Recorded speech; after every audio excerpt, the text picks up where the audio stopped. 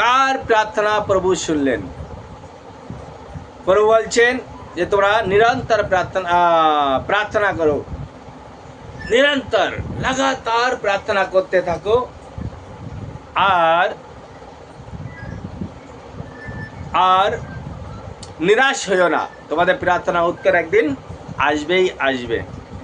তিনি যেমন একটা উদাহরণ দিয়েছিলেন। কি উদাহরণ দিয়েছিলেন? কোনো এক শহরে একজন বিচারক ছিলেন। তিনি ঈশ্বরকে ভয় করতেন না, আবার মানুষকেও গ্রহণ করতেন না। সেই শহরে একজন বিধবা ছিলেন, আর সে বারবার সেই বিচারকের কাছে এসে বলতো, আপনাকে দেখতে হবে যেন আমার প্রতিপক্ষের বিরুদ্ধে আমি ন্যায় বিচার পাই।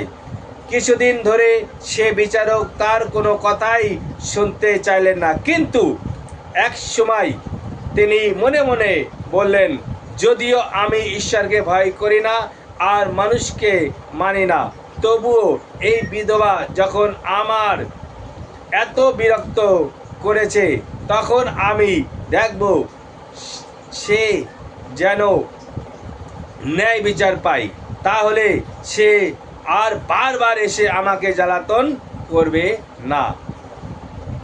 এরপর প্রভু বললেন, লক্ষ্য করো ওই অধার্মিক বিচারকর্তা কি বললেন। তাহলে যেমন ও অধার্মিক বিচারকর্তা,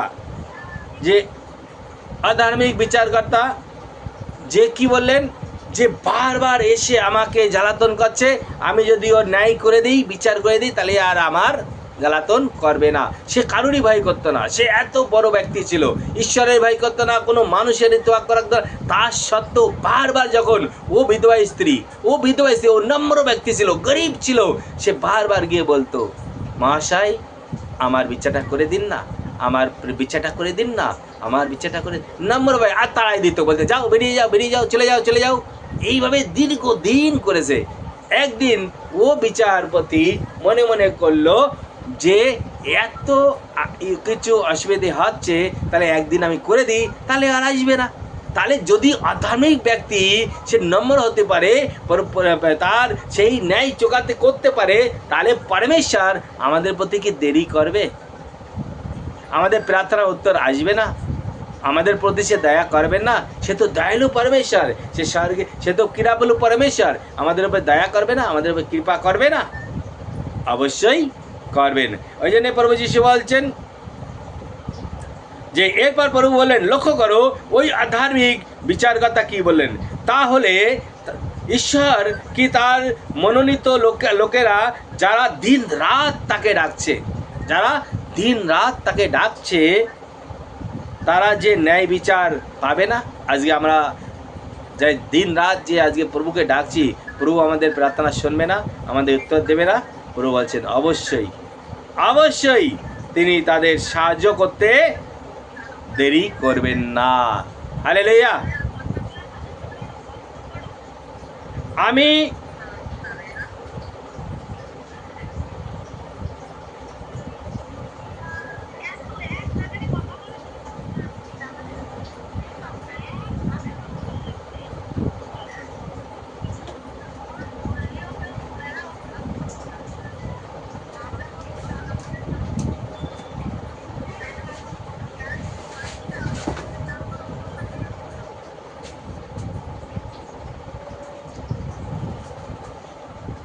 হালেলুয়া।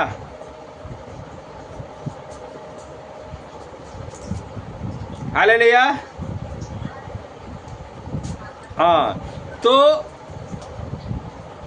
পরমেশ্বর বলছেন যে দুজন ব্যক্তি ছিলেন, একজন মন্দিরেতে গিয়ে একটা নিজেকে ধার্মিক মনে করত, অন্যকে তুচ্ছ করত, আর দৃষ্টান্ত দিলেন যে দুইজন মন্দিরে প্রার্থনা করার জন্য গেলেন।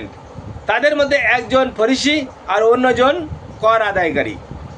ফরিসি দাঁড়িয়ে নিজের সম্পর্কে এইভাবে প্রার্থনা করতে লাগলো যে, ঈশ্বর আমি তোমায় ধন্যবাদ দিচ্ছি যে আমি অন্য সব লোকেদের মতো নয়, দস্যু, প্রচারক, ব্যভিচারী অথবা এই কর আদায়কারীর মতো নয়। প্রভু কি তার প্রার্থনা শুনবেন? প্রথমে ঠিকই আছে, প্রথমে বলেছে আমি ধন্যবাদ করি, হে প্রভু আমি তোমায় ধন্যবাদ দিচ্ছি। চলো ঠিক আছে, প্রভুকে ধন্যবাদ দিল, কিন্তু তারপরে বলছে অপরের জন্যে, বলছে অপরের মতো নয়, আমি ব্যভিচারী নয়, আমি অত্যাচারী নয়, আমি এই কর আদায়কারীর মতো নয়, আমি সপ্তাহে 2 দিন উপবাস করি, আমার দশমাস আমি যে 10 ভাগের 1 ভাগ আমি দান করি। তো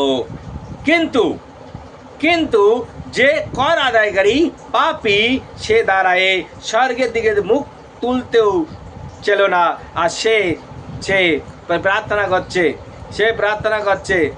যে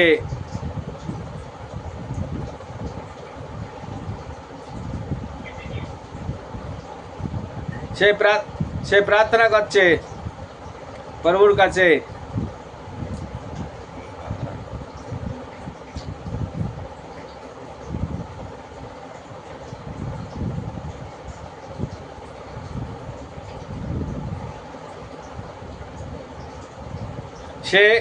সে কি বলে প্রার্থনা করছে? দাঁড়িয়ে স্বর্গের দিকে মুখ তুলে তাকাতেও সাহস করলো না, বরং সে বুক চাপতে মানে বুকে হাত লাগাতে মানে দুঃখ করে কেঁদে বলল, হে ঈশ্বর, আমি পাপী, আমার প্রতি দয়া করো। আমি তোমাদের বলছি, এই কর আদায়কারী ধার্মিক প্রতিপন্ন হয়ে বাড়ি চলে গেল। কে? ওই কর আদায়কারী ধার্মিক প্রতিপন্ন হয়ে বাড়ি চলে গেল। কিন্তু যে ফরিসি ছিল সে পাপী গণিত হলো। হালেলুয়া। সেই জন্যে উপবাসের সময় কাউকে বলো না যে আমি উপবাস আছি, আমি উপবাস করি, আমি তোমাদের মতো নই, আমি উপবাস করি, আমি ধার্মিক, আমি দশমাস দিই। কেননা এটা যদি আমরা প্রচার করি তাহলে আমরা প্রতিফল পেয়ে গেছি। কি পেয়ে গেছি আমরা? প্রতিফল। কিসের প্রতিফল? পাপের। হালেলুয়া।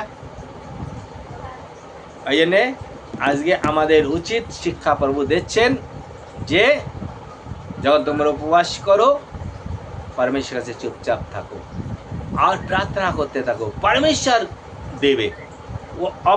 অপরে কি করছে, অপরে নাই করছে, অন্যায় করছে, অপরে করছে কি না করছে, উপবাস করছে কি, কারোর দেখার দরকার। নিজেকে ছোট করো। উপবাস প্রার্থনা মানে নিজেকে নম্র করা, নিজেকে ছোট করা, পরমেশ্বরের অধীন হয়ে যাওয়া। हालेलुया। आइए हम आंखों को बंद करेंगे और प्रार्थना करेंगे যে প্রভু যীশু, আজকের যে বাক্য আমরা শুনলাম, আজকে যে আমরা উপবাস করেছি, কিন্তু আমরা এই উপবাস প্রার্থনা যে আমরা করছি আর কেউ যেন জানতে না পারে। আর এমন কি প্রভু আমরা প্রচার করব না, কিন্তু প্রভু আমরা ঢোল পিটাবো না, আমরা চিল্লাবো না, কিন্তু আমরা পরমেশ্বরের সামনে নম্র হব। নিজে আমরা যে উপবাস করি এতে আমরা ঘমণ্ড করব না, অহংকার করব না, আমরা নম্র হব। ও পরমেশ্বর জানেন যে আমি উপবাস আছি আর আমার প্রার্থনা প্রভু শুনবেন, আমাকে আশীর্বাদ দেবেন। আমরা বাজারে কিংবা রাস্তায় কিংবা এখানে ওখানে আমরা প্রচার করবো আমি উপবাস আছি, আমি 40 দিন উপবাস করছি। আমি কাউকে বলবো না, একমাত্র ঈশ্বরকে বলবো। ঈশ্বর তিনি আমার আশীর্বাদ দেবেন। হ্যাঁ, এমন হোক প্রভু, এমন সময় হতে পারে কেউ আমাকে খেতে দিচ্ছে যে তুমি কিছু খাও, তখন আমরা বাধ্যতামূলক আমরা বলবো যে আমি ফাস্টিংয়ে আছি, আমি খেতে পারবো না। তো প্রভু যীশু তিনি জানবেন আর ক্ষমা করবেন। কেননা যখন কেউ প্রেশার দিচ্ছে খাও, এটা নাও, এটা খাও, তখন আমাদের বলতে বাধ্য হবে যে আমি উপবাস আছি, শান্তভাবে যে আমি প্রভুর নাম, যিশুর নামে আমি উপবাস করছি, আমি এটা খেতে পারবো না, তো ক্ষমা করো। তো প্রভু যীশু ক্ষমা করো, নম্রভাবে উত্তর দাও, তাতে তোমার কোনো দোষ হবে না। কিন্তু তুমি নিজে বড় করার জন্যে, নিজেকে বড় করার জন্যে যে আমি উপবাস আছি, আমি উপবাস 40 দিন উপবাস আছি, এইভাবে প্রচার করো না। তাহলে পরমেশ্বর বলছেন তুমি প্রতিফল পাবে না। কিন্তু যে নম্র, যে নরম হয়ে আছে, পরমেশ্বরের নত হয়ে আছে, নত নম্র হয়ে আছে, সে প্রভুর কাছে আশীর্বাদ পাবে। তো আসুন আমরা সবাই সব নত নম্র হয়ে প্রভুর কাছে প্রার্থনা করি যে প্রভু যীশু আজকে যে বাক্য এসছে যে উপবাস করো, যে প্রচার করো না, কিন্তু ফাস্টার যে সে প্রচার করবে, যে উপবাস প্রার্থনা শুরু হওয়ার আমরা প্রচার করব, যে আমরা জগতের যে অবিশ্বাসী লোক তাদের কাছে প্রচার করব এমন সময় যে সময় প্রয়োজন আছে, উপবাস প্রার্থনার প্রয়োজন আছে, সেই সময় আমরা উপবাস করব, কিন্তু নিজেকে বড় করব না। কেন ঈশ্বরের মহিমা করব, যে ঈশ্বর 40 দিন উপবাস প্রার্থনা করেছিলেন, মোশি করেছিলেন, এলিয়া করেছিলেন। তাহলে যখন আমরা উপবাস করব তখন প্রভুর কাছে আশীর্বাদ পাবো, প্রভু আমাদের প্রার্থনা শুনবেন, আমাদের দুঃখ কান্না চোখের জল মুছাই দেবেন, আমরা রোগ থেকে ভালো হবো, আমরা সুস্থ হবো। এইভাবে উপবাস প্রার্থনা আগে আমরা প্রচার করব। কিন্তু আমি উপবাস করি এইভাবে আমরা প্রচার করব না। আমরা পরমেশ্বর সামনে নত হব, নম্র হব, আর নিজেকে অহংকার করব না। একমাত্র প্রভুর কাছে আমরা নত নম্র হয়ে আমরা, প্রভু বলছেন যে পরমেশ্বর সাথে নত হবে, নম্র, পরমেশ্বর তাকে উপরে করবে। আর যে নিজ পরমেশ্বর সামনে যে উপরে হবে, আমি করি, পরমেশ্বর তাকে নিচে করে দেবে। কেন আজকে আমরা যে 40 দিন উপবাস প্রার্থনা করছি, আজকে যদি পরমেশ্বর দয়া না হতো, পরমেশ্বরের কৃপা না হতো, পরমেশ্বর আশীর্বাদ আমাদের উপরে যদি না থাকতো, আমরা উপবাস করতে পারতাম না। এই পরমেশ্বরের দয়া এসছে, কৃপা এসছে বলে আজকে আমরা, তার অনুগ্রহ এসছে বলে আমরা 40 দিন উপবাস প্রার্থনা শুরু করতে পেরেছি, কিংবা আজকে 10 দিন হয়ে গেছে আমরা করছি, আগে কমপ্লিট করতে পারবো যদি পরমেশ্বর আমাদের উপরে, আমাদের সঙ্গে থাকেন। हालेलुया। आज हमने जो 40 दिन फास्टिंग प्रार्थना का 10वां दिन खत्म कर रहे हैं, अंतिम दिन में, लेकिन 40 दिन हम पूरा करेंगे यदि परमेश्वर दया हम पर हो। वो दया नहीं करेगा तो हम नहीं कर सकते, क्योंकि प्रभु कहते हैं मेरे बिना कुछ भी नहीं हो सकता है, एक झाड़ का पत्ता भी नहीं हिलता है। तो आज उसके बिना हम कैसे जी सकते हैं, उसके बिना हम कैसे कर सकते हैं। तो उस परमेश्वर की अधीन रहिए, लगातार प्रार्थना करते रहिए। अपने जीवन में जो दुख है, कष्ट है, जो प्रभु से पाना चाहता है, प्रभु के साथ में बने रहिए, मिलेगा, एक दिन आपको जरूर मिलेगा। मैं ये बातें जोर से बोल सकता हूँ, यकीन के साथ बता सकता हूँ, क्योंकि आपका मिलेगा फल। जो आप नहीं मिल रहे, बहुत जगह में गए, हो नहीं सका, लेकिन परमेश्वर पूरा करेगा, क्योंकि परमेश्वर के पास जितने लोग आए, हर एक लोग आशीष पाए, हर कोई निराश नहीं हुए। परमेश्वर के पास আসুন, নম্রতার সহিত প্রার্থনা করুন, উপবাস প্রার্থনা করুন, दिन रात परमेश्वर सामने कादून। तो परमेश्वर सामने प्रार्थना करो, परमेश्वर साथ में सामने रोके घुटने पे आओ, प्रार्थना करो, दिन रात उसकी सेवा करो, जरूर प्रभु आपकी प्रार्थना सुनेगा और आपको उद्धार करेगा। हालेलुया। आइए हम तेल पानी को पकड़ेंगे, उपवास कैंसिल करने के लिए भोजन को पकड़ेंगे। धन्यवाद सर्वशक्तिमान, मेरे सर्वशक्तिमान पिता परमेश्वर, आज का दिन जो तेल पानी को पकड़ कर रखा है, तेल पानी को आशीष कीजिए, अनुग्रह कीजिए, दया कीजिए, और तेल पानी के ऊपर आपकी लोगों में ढकिए, शुद्ध कीजिए और पवित्र कीजिए। जैसे आपने इस संसार में आए थे, पानी को दाखला से बदल दिए, जिन लोगों ने पीते हर एक लोग तृप्त हो गए थे। जैसे आपका वचन में लिखा है, जो कोई पिपासा है मेरे पास आए और मुझसे मांगे, मैं इसे जीवन के जल दूंगा। जो कोई जल से पिएगा कभी प्यासा नहीं होगा, परंतु उमड़ता हुआ बहता रहेगा। इस जल को पवित्र कीजिए, इस जल को जो कोई पिएंगे वो तृप्त हो जाएंगे। और तेल को ऊपर अपराध अभिषेक करते, प्रार्थना करते हैं, जैसे याकूब अध्याय 5 में लिखा है, कुलुषित का बीमार है, कुलुषपूर्ण को बुलाए, तेल मलेगा, विश्वास द्वारा प्रार्थना करेगा और विश्वास की प्रार्थना द्वारा रोगी बच जाएगा, उठ के खड़ा होगा, पापी का तो क्षमा मिलेगा। तो इस तेल आपका लोह बन जाए, जिसके ऊपर उड़ाया जाएगा वो भले चंगी हो जाएगा।